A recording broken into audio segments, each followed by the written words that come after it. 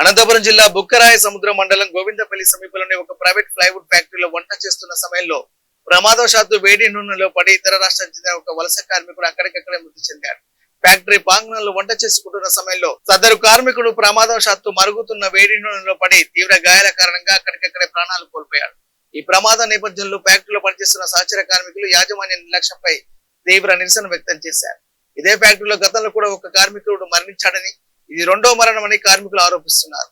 వందలాది మంది కార్మికులు పనిచేస్తున్న ఫ్యాక్టరీలో అగ్నిమాపక పరికరాలు, సీసీ కెమెరాలు వంటి కనీస మౌలిక భద్రతా ఏర్పాట్లు లేవని వారు వాపోతున్నారు. కార్మికులకు కనీస వసతి సౌకర్యాలు, లేబర్ లైసెన్సులు, ఇన్సూరెన్స్ వంటి ఎలాంటి రక్షణ కల్పించడం లేదని ఆవేదన వ్యక్తం చేశారు. ఫ్యాక్టరీలో భద్రతా ప్రమాణాలపై సమగ్ర విచారణ జరిపి బాధిత కుటుంబానికి న్యాయం చేయాలని కార్మిక సంఘాలు డిమాండ్ చేస్తున్నాయి.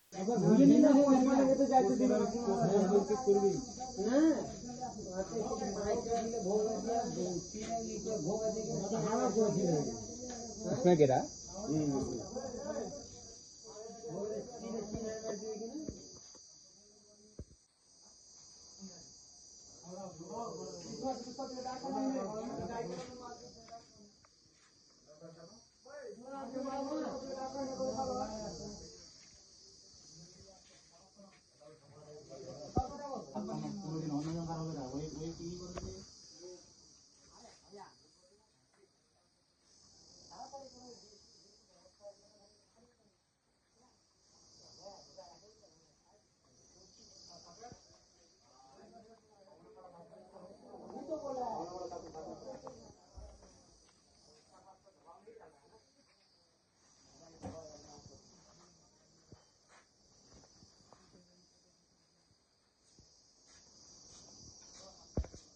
उसके ऊपर गिर के उधर ही मर गया।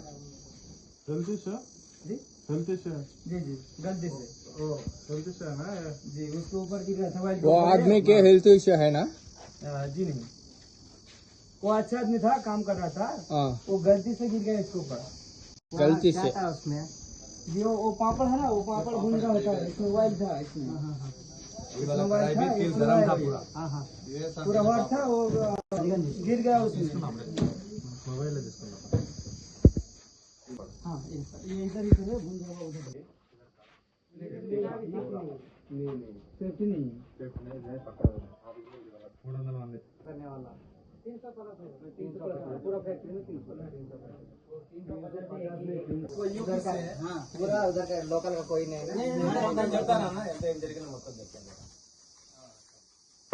మరి స్టేషన్ దగ్గర పోతాను అంటారు కదా అన్న, మళ్ళీ వస్తారా? పక్కకు వస్తే మనం చెల్లు మనుషులను తీసుకుందాం.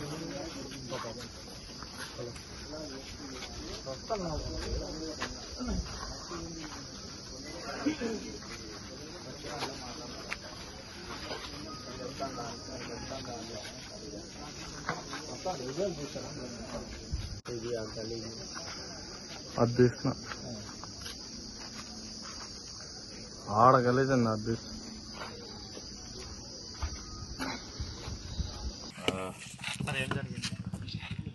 ఇక్కడ దలాల్ మహమ్మద్ అనేసి వచ్చి ఉత్తర జపూర్ నుంచి ఇక్కడికి వచ్చి పనిచేస్తూ ఉన్నాడు వంట మాస్టర్గా.